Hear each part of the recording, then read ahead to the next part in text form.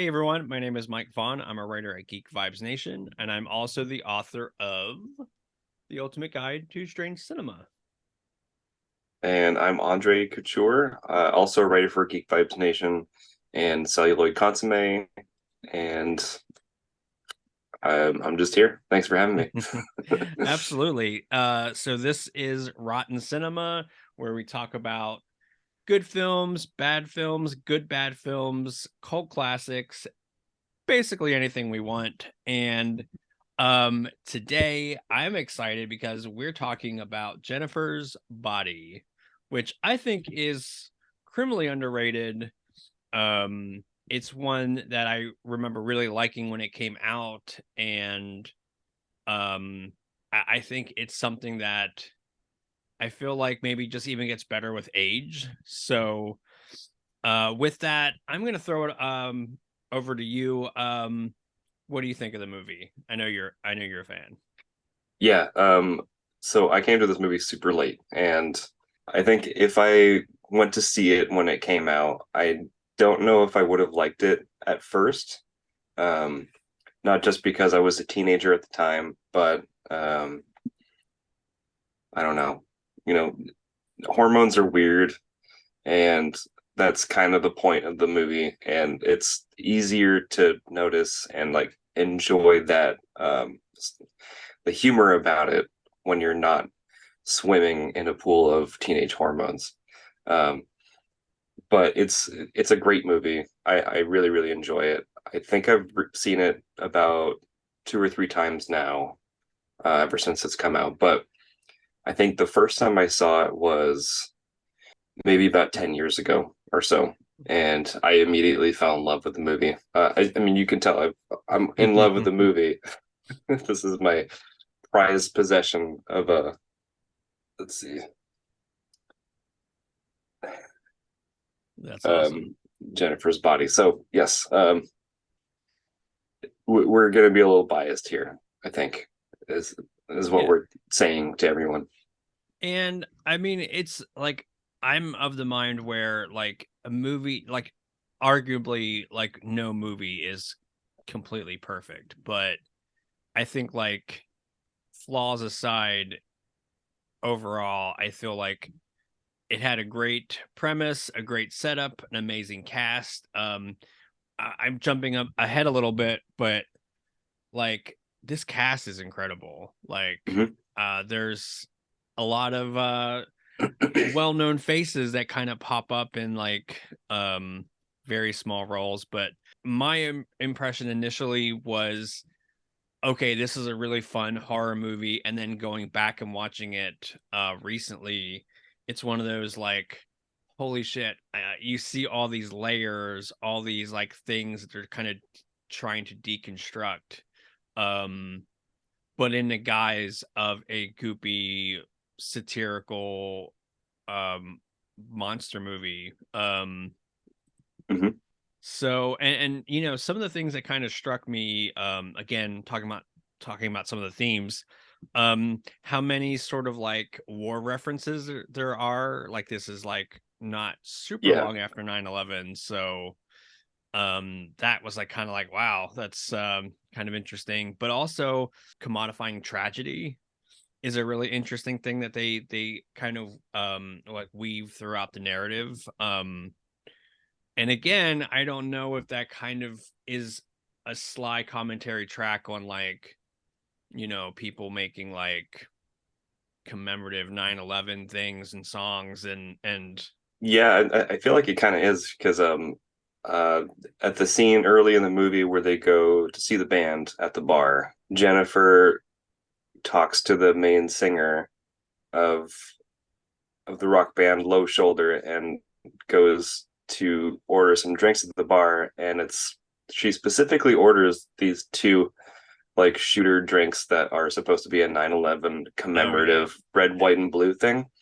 And then she has some kind of line where it's like you have to drink it really fast or it all turns brown or something like that. And yeah, there's consistent like trauma porn references throughout,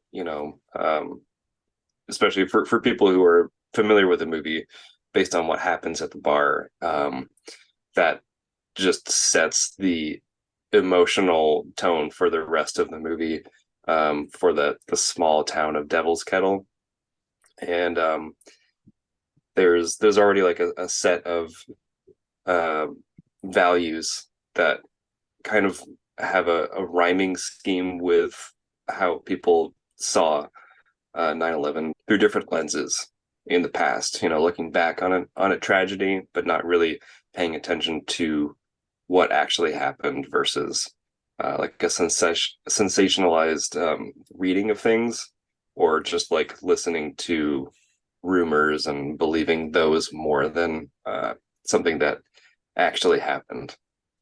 Yeah, I mean, and that's a great point. And I also think that like they definitely do a really interesting job as using that like the town's tragedy as kind of a microcosm for that.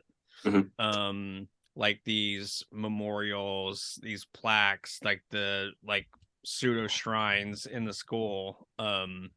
Yeah, Which again, there's so much in this movie to pick apart. And I don't think when this was I think kind of what killed this movie was the marketing, right? Like I yeah. think people were like, oh, Megan Fox, she's like the hottest thing right now, and she's in this movie where she makes out with another woman and it's hot. And they were expecting like a guys kind of movie where it's really a woman's movie, or like Mhm. I know that this is very much like a queer centric movie now, or has been sort of reclaimed, which is interesting. I have some thoughts on that, which we'll get into, but I'm not saying that's not valid at all, just Mhm. to clarify. But Oh, definitely. um that's what's going to be interesting. I think it'll be fun to kind of pick apart some of that stuff too. But yeah, so I think that like I certainly see how people felt maybe a little duped because they were expecting some very trashy, nudity filled horror fest. And listen, I'm not looking down on stuff like that, but it's a shame because this movie wanted, aimed for something so much more than that. But when you're Yeah. marketing a film, you're like, what's the biggest assets? Megan Fox in a lesbian scene, Hmm. that's like the whole campaign. Yeah, and like that's I mean, in lieu of what the film actually is, like if you watch the whole thing, that that makeout scene is really just one very small moment in it. And it's like if you took that makeout scene and replaced it with like her making out with a guy or something, and then you made that your marketing campaign, everyone would be like, so what? I mean, people kiss other people in movies all the time, and like that doesn't mean like that's what it's about. Speaks directly to a point that I think Diablo Cody had about the movie, where she recognizes that this scene that we wrote in, like when we shot it, it was actually pretty hot, but it's not like um that's not a defining moment of the movie. It's really just like um a moment between the two characters that proves how like intense their friendship and relationship is, because it's supposed to be an examination of how like female relationships in high school, when hormones are high, there is like this feeling of obsession, even with just like a best friend or a friend that you've known for a really long time. And it's not something that speaks to an end of the world kind of romantic situation or something that uh, changes everything. It's like something that's always been there in the background, like while you're suffering through high school. It's something that was sensationalized because she thought it was going to be, and she was completely right. And they kind of zeroed in on how that makeout scene was like too much in terms of like a you're throwing the sexuality in her face kind of thing. And Like if you just replace that with a boy, no one would have batted an eye at all. Megan Fox and Amanda Seyfried just happening to have that deep connection together in the movie as characters, it's something that would probably naturally happen and probably has happened hundreds, if not like thousands of times. It would be so fascinating to see how this movie would be marketed if it was made like today. I feel like I guarantee it would be so much different. Like, I was even kind of thinking about how, like, if this was made in maybe 2018, 2019, how this would be like a huge deal. And it really, like, I try not to like let Rotten Tomato scores like get at me, but like this has only like a 40-ish% freshness rating currently, Mm, and that is a goddamn travesty yeah. because I feel like, okay, like I can kind of see in 2009 where if you're going into this movie, you're expecting something else. You're expecting like this maybe raunchy exploitative horror movie. You're going to be disappointed. But from a critic standpoint, I don't understand how they didn't like see all the kind of deconstructive sort of things that they were doing. Oh yeah. Like you would The think that, influences are obvious too. yeah. Oh, I mean, this is like a pitch black John Hughes movie, like meets a little bit of folk horror and Oh yeah. some gory goopiness. Yeah, I mean like on top of the small town, tightly knit community where there's only one bar and that bar just burned down. In a way, it's like like you get flashes of Carrie in there. You get I would even go so far as to say there's a little bit of Stephen King's It in there with like the small town feeling and everyone kind of like being on the same page on terms of how sad everyone is, how like disconnected people can be, and how that can like with a mob mentality amplify a group of people can feel this one same thing. But Megan Fox's character, after a certain point, kind of like pokes her head above that situation and kind of is like the Pennywise of Devil's Kettle in a way. Or like she's not Pennywise, she doesn't like shapeshift or anything, but there is a feeling of like predatoriness among like the townspeople there. Yeah, I completely agree, and it's really interesting because the other kind of thing that, again, seeing this recently, I mean, especially since like post Me Too, we're all for the better acutely aware of certain, like, how do I say this nicely, like just assault and how it's horrible what like women have to go through on a daily basis. So Mhm. I think it's interesting how I think this movie was also trying to like play up assault as a metaphor for creating the monster that Jennifer becomes. Yeah, Like one of the things that I put in my notes was Jennifer getting into the band's van, and that like last kind of look between the yeah, two was haunting. Like, just I mean, yeah, the movie has a lot of like scary stuff, but I mean that was like a scene that I think just cuts right to the bone. yeah. That like gaze of powerlessness between the two, where um, that Needy's facilities are all there. She's fully aware of what's going on.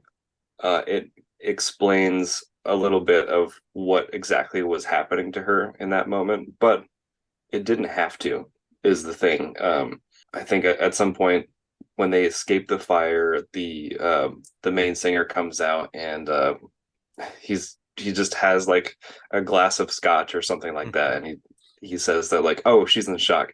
Here, drink this, and then he just like tips uh the glass of scotch up, so she drinks more of it than she's intending to, which is also that visual cue of the creepiest and like ickiest thing. And like Needy is right there. She's watching this whole thing happen, and she knows that Jennifer is not fully aware of what's happening to her or what's about to happen to her. And yeah, like that 1,000 mile stare that she has, I think says a lot more about the demise of Jennifer as we knew her early in the movie than any of Needy's like voiceover explanation or like exposition development in the script. You also have that visual element too, and I think that's what really solidifies the feeling of just hopelessness as a baseline for these characters. And yeah, it's definitely like, they're in this small town. They're kind of like, it's almost like a little bit of a wasteland where a lot of these people just kind of like, you know, are born there, live there, die there. Like it's Mhm. um I mean, I think again, what's so fascinating is this movie has so many little details that, like, I don't know if I really fully appreciated maybe like the first time I watched it. Kind of just like, setting up this weird lore about the town and like the weird waterfall thing. Like, Mhm. it doesn't really explain like what's going on with that, but it just kind of adds this like layer of this town's kind of off. And Mhm. Yeah, there's uh like a weird character to it that mhm. they lend Devil's Kettle, and like there's no reason why there had to be that waterfall black hole thing, but I don't know, it just gives you something to like admire, think about, while you're watching the rest of the movie. Yeah, it's again, I love movies that just have these little details that are on the peripheral. Like, you don't necessarily have to like explain everything to death. Like, I feel like a lot of people might want to maybe explore that element a little bit more, but I feel like we know just as much as we should know. Now, I know that there is a graphic novel. Have you read that? I did not know there was a graphic novel. Yeah, I I'm I behind on actually that. just found out about that, so I Okay. feel like I need to read that. Maybe we'll do like a part two of this. Hell yes. So I want to pivot to the cast. First of all, the leads are amazing. I think like just a fantastic cast, but like what's kind of mind-blowing is just like the supporting players, and I'm like, holy, I'm looking at like the cast and I'm like, Oh holy yeah. crap, like Chris Pratt's in this, Yep. J.K. Simmons, Amy Sedaris, like Hmm. crazy. Yeah. Um, Amy Sedaris too. Like, it's weird because when I first saw the movie, and then you finally see Needy's mom because she's like absent for a good portion of the movie, and then when she just shows up in a morning scene, I was like, holy shit, that's Amy Sedaris. And then like everyone else that I talked to hadn't they didn't recognize her at all or something. Hmm. Um, but it's a morning scene, so she's like her hair is kind of messy, and she's just like talking about this nightmare that she had of her daughter being nailed to a tree, just like JC. Um, and yeah, it's weird because Amy Sedaris usually has like that. She usually plays like this type of like a bubbly character in some way or another, and I thought it was kind of funny that she was a mother in a movie of a high school student in a very unusual high school. And that always makes me think of Strangers with Candy, Yeah. where Uh-huh. like I could totally see an episode of Strangers with Candy where they get like a random like new biology teacher who has a hook for a hand and has like a Minnesota accent and a curly wig. Like, Yeah. so I was just thinking about that, Yeah. which is J.K. Simmons' character. And I mean, dude knocks it out of the park with every single one of Oh his yeah. roles. I mean, and it's funny because um again, like I was like, holy crap, she just looks like Jerry Blank. Like maybe not as like Fug, because they definitely like fugged her character up a Yeah, little bit, but like I'm like, oh my gosh. And then okay, so we got to talk about Chris Pratt for a second. And like he's in literally one scene. hmm And again, I'm like, holy crap, I forgot he's in this. And his like few bits of dialogue is some homophobia. So yeah, yeah. yeah. There's a little bit of underlying homophobia here, but I think it's more of a statement of how that was a normal thing, especially in small towns around that time.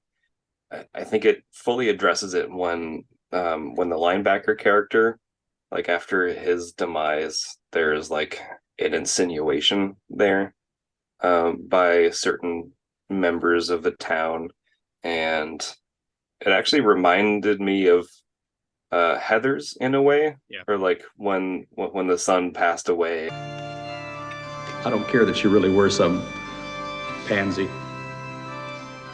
You're my own flesh and blood, and oh, you made me proud. My son's a homosexual, and I love him. I love my dead gay son. Couldn't stop thinking about it, and I thought that has to have been intentional, because otherwise, to have this very, um, I would say like gay lesbian forward lens looking at the relationship between Needy and Jennifer, to then um, have this other dichotomous feeling of like passive homophobia towards like male gay relationships doesn't seem like it would have been a conscious choice. So it definitely seems like more of a commentary on how normative this was for a lot of those communities. Yeah.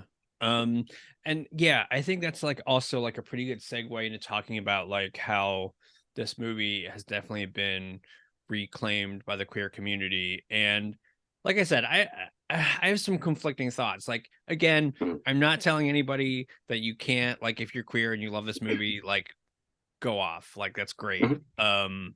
I definitely can see that perspective. Like I think we don't really see even today a lot of like bisexual representation. Mhm. And I guess you could say, either Needy or Jennifer could be like um coded bisexual, or at least just questioning.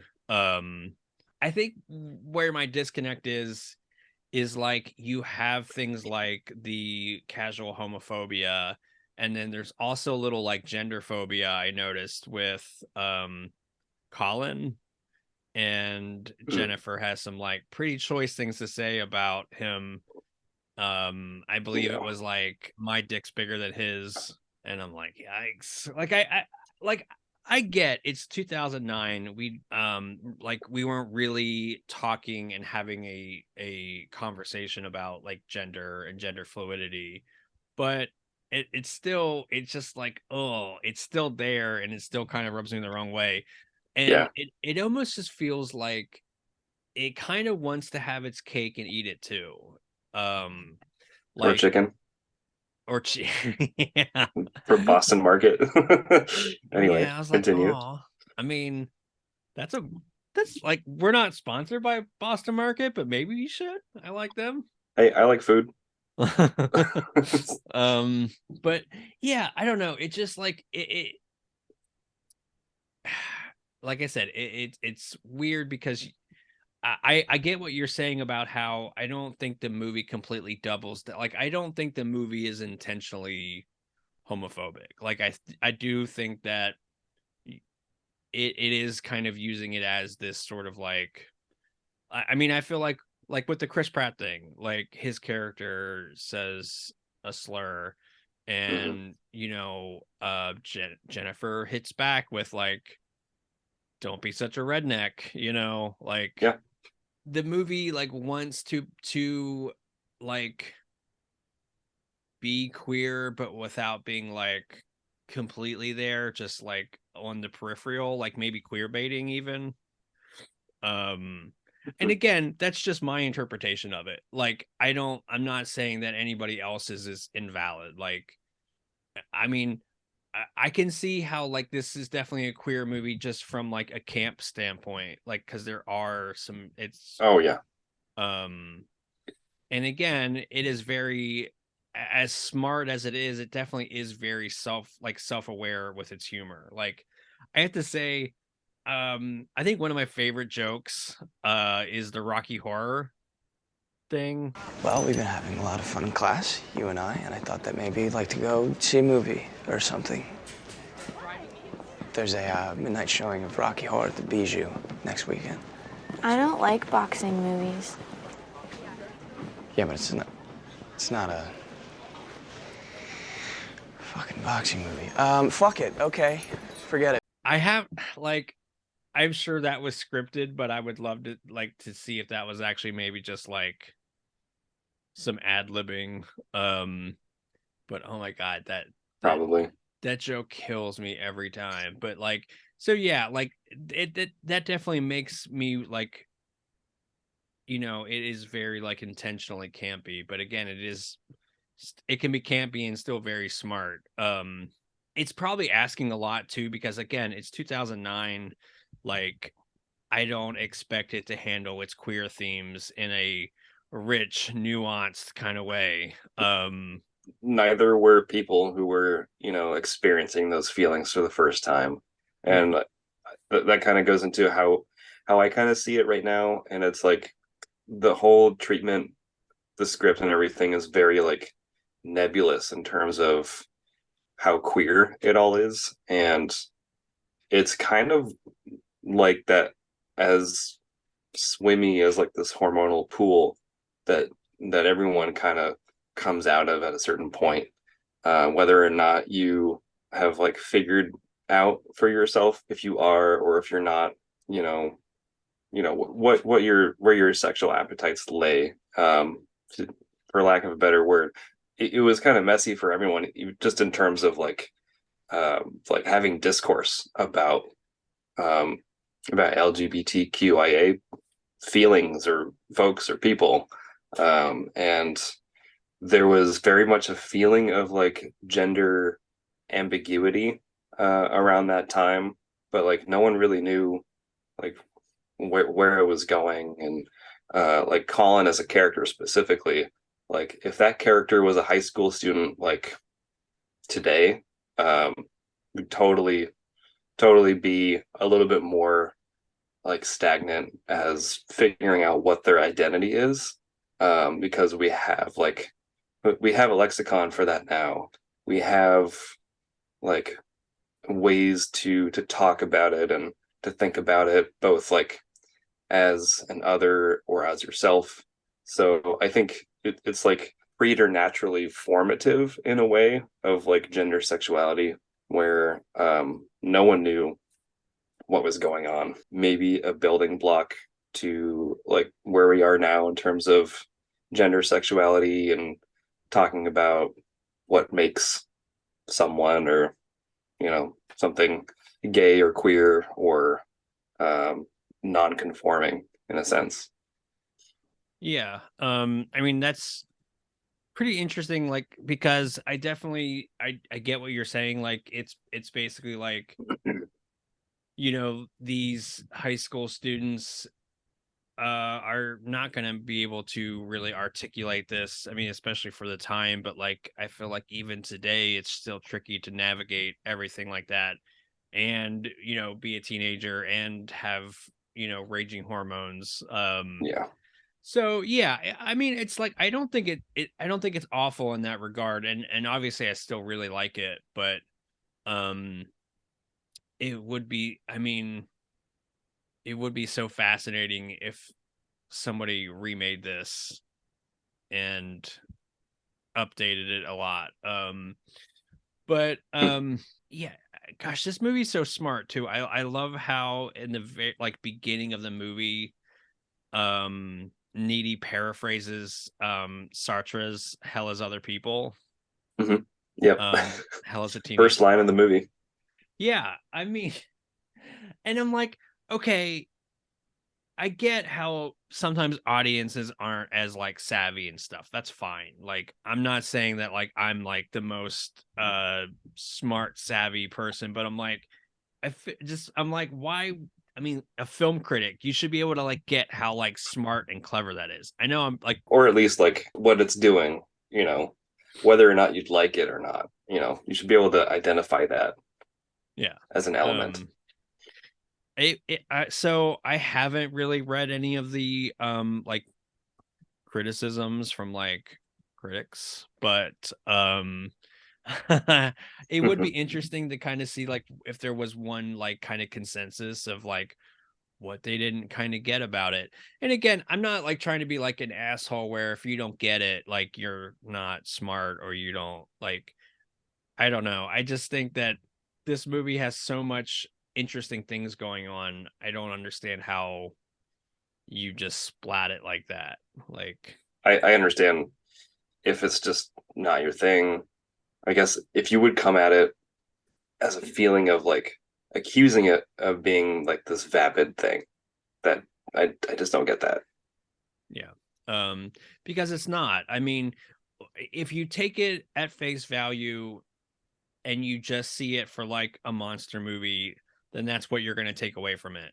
If you go in like open to something else and thinking about like maybe, what are some of the other underlying things, I feel like you are going to, I feel like you get what you put into it. Like, like if you're willing to open up your mind a little bit and like, it baffles me with critics. Like, I feel like, your average Joe, I can get kind of why, like, especially like younger people, if they're marketed a movie like this with this cover, Yeah, that sends a message.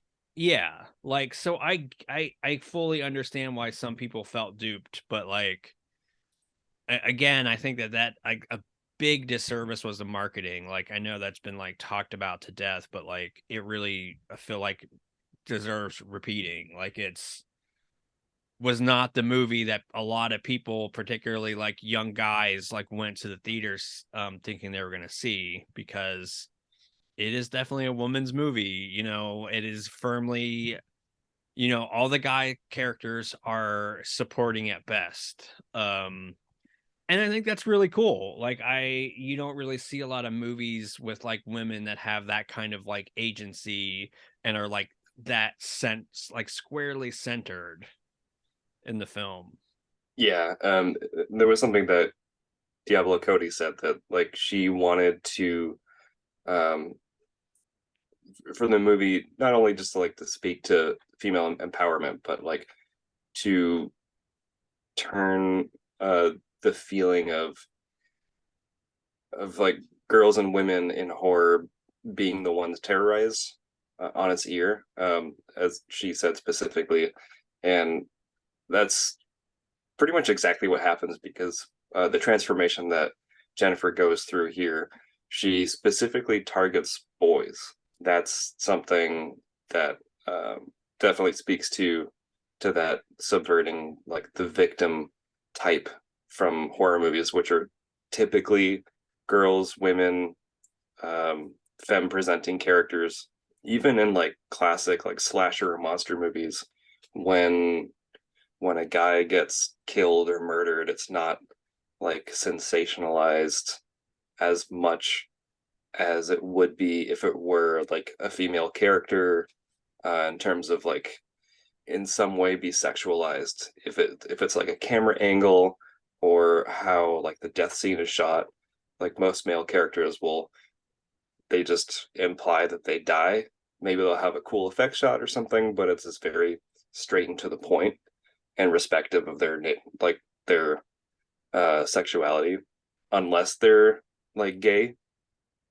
which sometimes you have that overt like disrespect in terms of how they're treated on screen.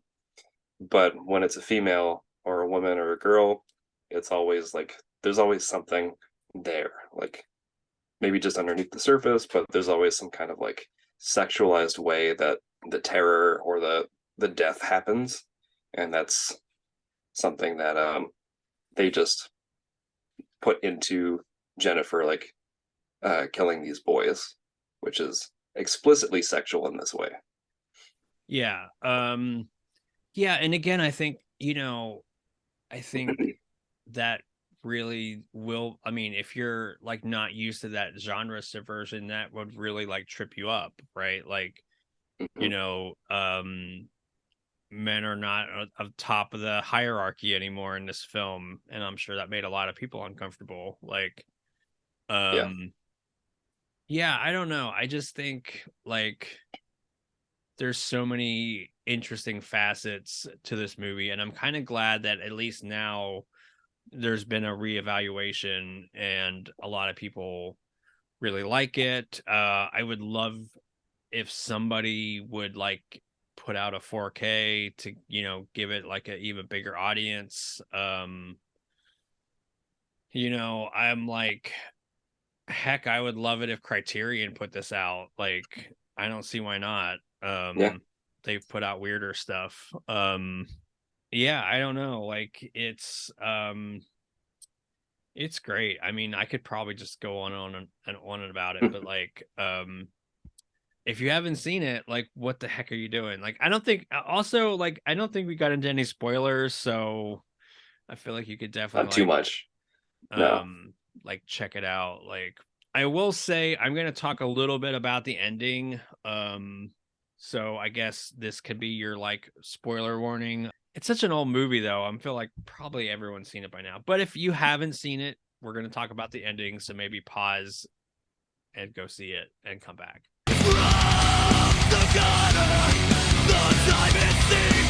Am I crazy, or I felt like originally the movie just ended with her hitchhiking and then that was it.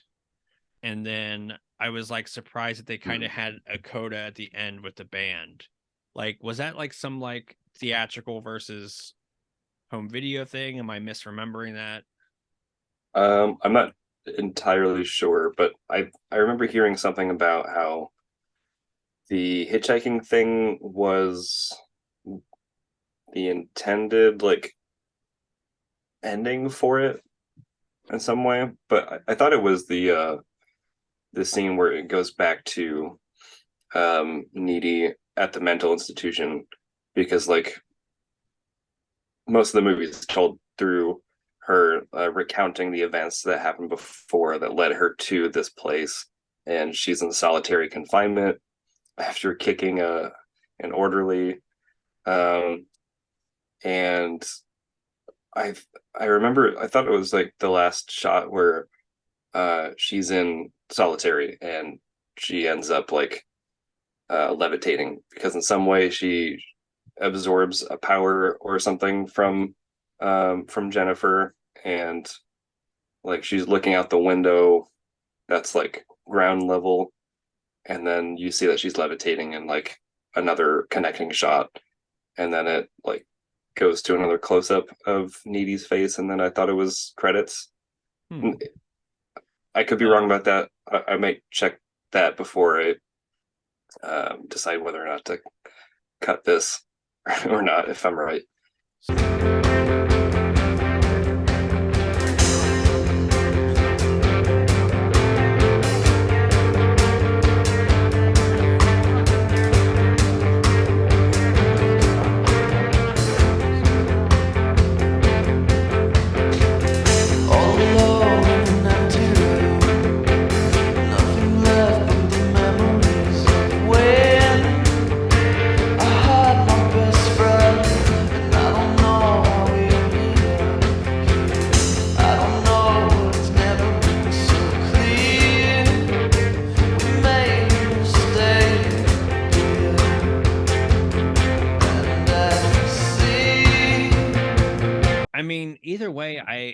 I like really enjoy either ending. I could see where having that being slightly ambiguous is a little bit more interesting, but I think actually seeing the band get their comeuppance is like so fucking cathartic because they're Mhm. such pieces of shit. And yeah, they're definitely like um the smuggest, smarmiest like indie band. I mean, I feel like that's got to be so. I feel like Diablo Cody kind of had to know guys like this, Oh, absolutely. like that would literally make a Faustian bargain for fame. And it ends up being just like one of the most annoying earworms. Like when you hear the song for the first time, you're like, oh, this is a pretty good song. And you keep hearing it and you're like, oh, Jesus Christ, this fucking song again. But then it's like you can't help but sing along. And like I know they crafted that song specifically to make it that way. And they did a really fucking good job. Let's just say that. And yeah, I need to like go back and really like look at the lyrics because I remember like the tone is nice and stuff, but I feel like I remember like the lyrics being kind of creepy if you really kind of like take a step Yeah. back and Especially like the I'm still here breathing now as like the refrain is like yeah. It's like I'm the one who caused this chaos, but I did it on purpose and I don't feel bad about it. I mean, it would be pretty interesting if like somebody did like a really creepy kind of slowed down cover of that. Wrapping up, like any kind of final thoughts on this cinematic milestone. If obviously if you haven't seen it yet, you should do that. If you haven't seen it in a while, maybe not since its theatrical run in 2009, I think it's well overdue for a rewatch. And a lot of people have found a lot of different things in revisiting it, even if they maybe saw it in theaters and loved it, as much as we do. But there's always something extra, I think, to find in it in another viewing.